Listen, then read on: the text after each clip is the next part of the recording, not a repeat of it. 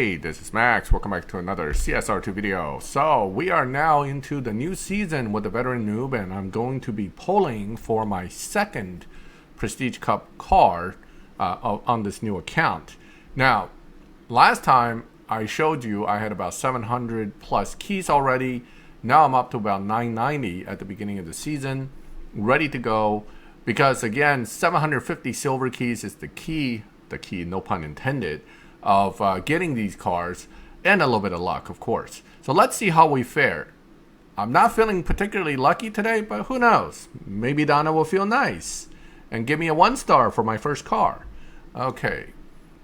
The good news is, regardless of how bad these cars may be, they're all going to be pretty much new cars for me. So, as the rule has been repeated multiple times by multiple people, generally for this game, because it's a collector's type game, the first rule is you keep everything. Even if it's something that you think will be completely useless, at least have it, keep it.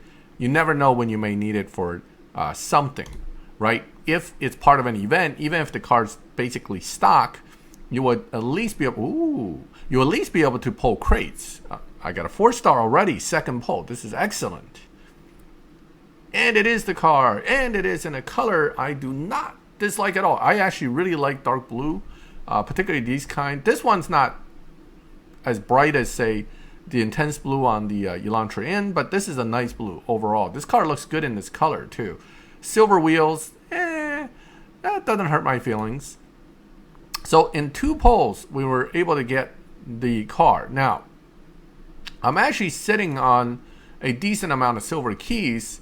So here's where another pull or 2 wouldn't hurt me. I can probably pull another 100 keys without hurting my overall key balance for next season. So I'm going to do that because right now I need whatever car I can get my hands on. Particularly right now, I actually am looking for T1. I really want to get a hold of a 1-star GTI. This is a very common T5 3-star Ferrari. Used to be this was the car you want to get and go for, but unfortunately nowadays this is basically a dust collector. However, it is still nice to have. I'm going to hold on to it. This is a T5 that, again, if you're just getting it as a new player nowadays, remember that these are not really good cars anymore. It's not really worth doing much with it. And another 4-star. Excellent.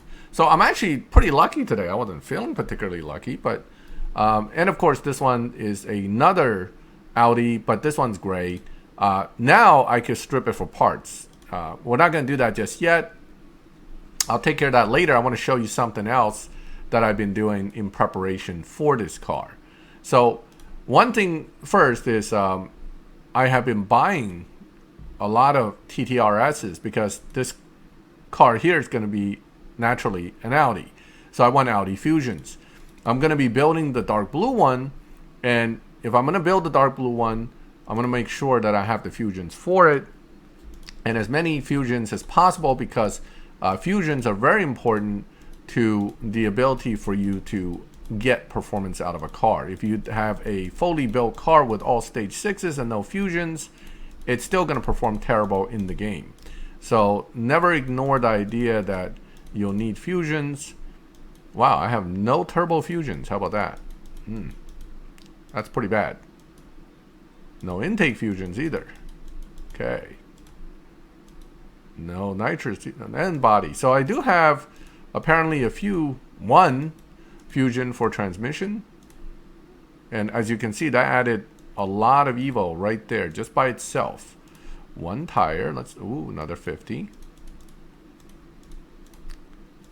And that engine added 101. So this car likes that engine fusion. So again, Evo points going up means the car's getting faster. You can also, once you get to stage 4 trans, tune the transmission for additional. Another point of interest is that, of course, the actual race pass is now available to me. So if I focus and get through the race pass this season, I should be able, if I can get to here, I can pick one of these 3 cars, and of course, out of these 3, I would pick this one because it is actually a viable car for live racing. The other 2 wouldn't be bad to have. Now, the Devo, it's a Bugatti that gets used or or it gets as a lock-in for a lot of events. So it's not a bad thing to have either.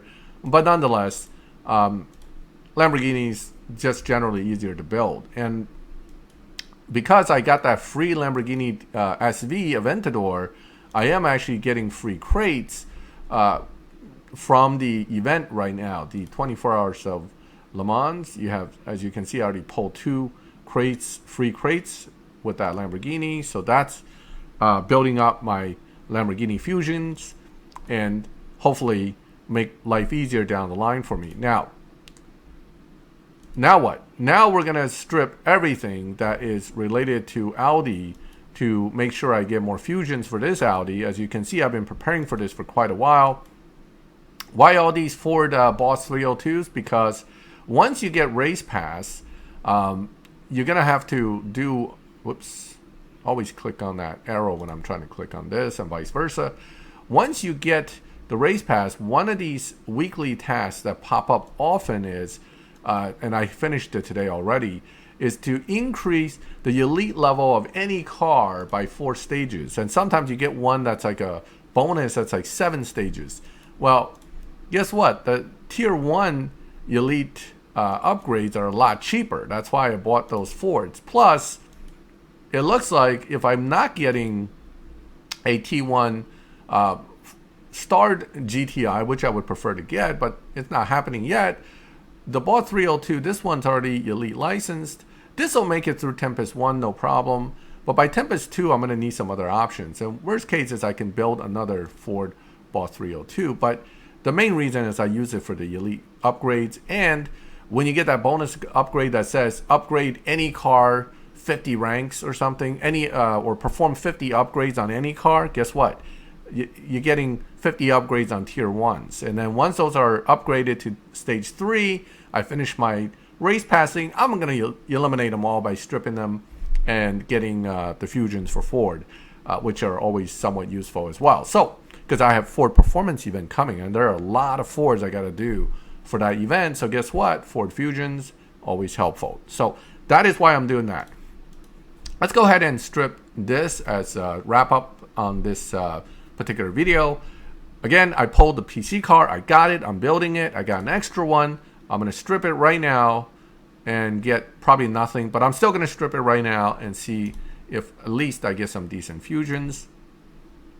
I got the cash from last season that I saved up, so I can build that RS5 right away very quickly.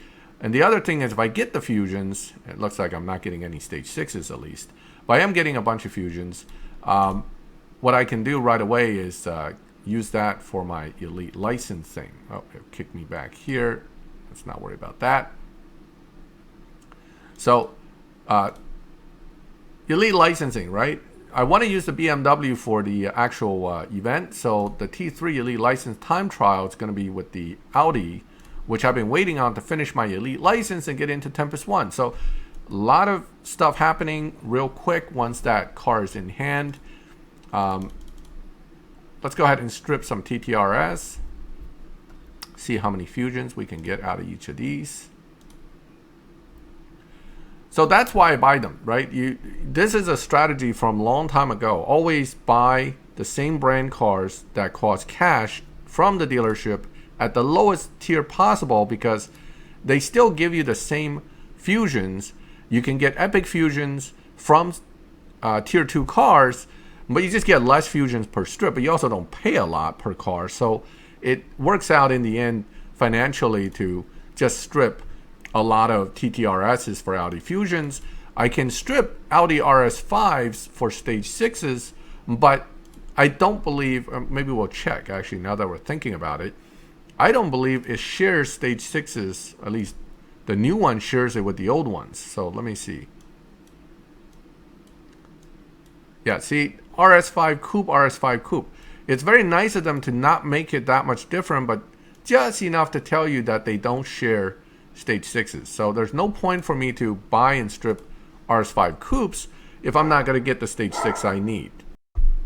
So that's why we're going to strip TTRSs, get the Fusions, and get everything basically to the point where I want it to be. So let's go ahead and finish this up. Although it looks like I'm only getting some greens and blues, it's something.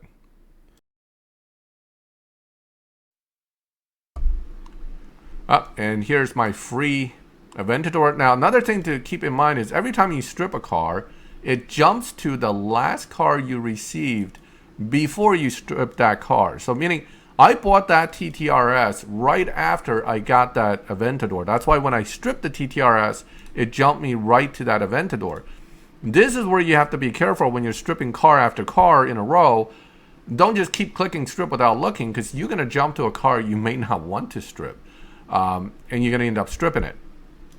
And I've heard of people saying, I don't know how I stripped my car. I was stripping something else and boom, I stripped the car I was not trying to strip. That's probably what happened. Because again, the game jumps to the last car you acquired before the one you stripped, regardless of how much time it's passed. So there's been days when I decided to strip a really old car I acquired a year ago in my garage in my main account, and after I stripped it, it jumped to another car I acquired a year ago, right before I acquired that car. So be very careful when you're stripping not to get too excited and start clicking that button too fast, and you might end up stripping some you definitely don't want to. See, lots of free advice here coming from me, because I'm doing stuff that any new player would probably have to do, and things are coming to me as I'm doing it, and I'm just letting you guys know all the mistakes that many of us have already made. Okay, now that that's done, let's go back to, whoop, not this car. Where's my car? Where's my T3? Here it is. Okay, whew. All right. Those are the kind of moments you start to stress a little bit. Where did my car go? Okay, well, it's still there. All right. So, again, fusions, right?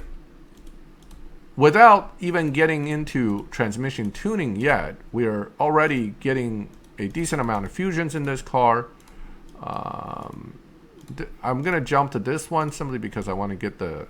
Normally I would put this one first, but I want to get that blue one in. Remember, for Prestige Cup, unlike for live racing, you want... whoops. Wow, no, just one turbo after all that. Okay, no, I'm not going to spend any keys yet. We got more cars on the way. So by the end of the season, I should have this car well fusioned. Although fully fusioned might be pushing it. Well fusioned is probably the case. It won't have all the red fusions. That almost takes luck before you can get that. Okay, so you're going to be stripping a lot of cars or pulling crates. We're going to get, again, don't forget, you're going to get the... hold on, I'm having a senior moment here. You're going to get the supply cup to get those red fusions. So some luck will be involved to see which ones you get, but again, those are coming through the event within the game itself. Okay. All right. So just like that, I've gained 698 Evo without tuning. And don't forget, I can't even tune the transmission yet. And just like that, we should be good enough to take on that elite license. And I'm going to go ahead and go elite the car. And bam, I am going to be ready for Tempest. Yes. All right. I waited for this car just so I can do this with it. And then I shall be ready for Tempest. This is a weird car. Apparently, it launches better at 0 RPM and beats dyno that way. So there's no rush to launch it at perfect and all that. I'm just going to do this. Remember, our dyno's 9.8 something, and I ran 9.7 something, slightly under dyno. And just like that, the time trial has been completed, and my Tempest 1 license is also completed. Bam.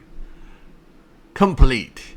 And unlike my main account's Tempest 1 Elite license, I am not looking at this and cringing constantly. Okay, I did not use a bunch of really, really terrible cars, and my Elite license has been completed in a way that is satisfactory. You're never going to have perfect cars for your Elite 1 license. You just don't have the cars.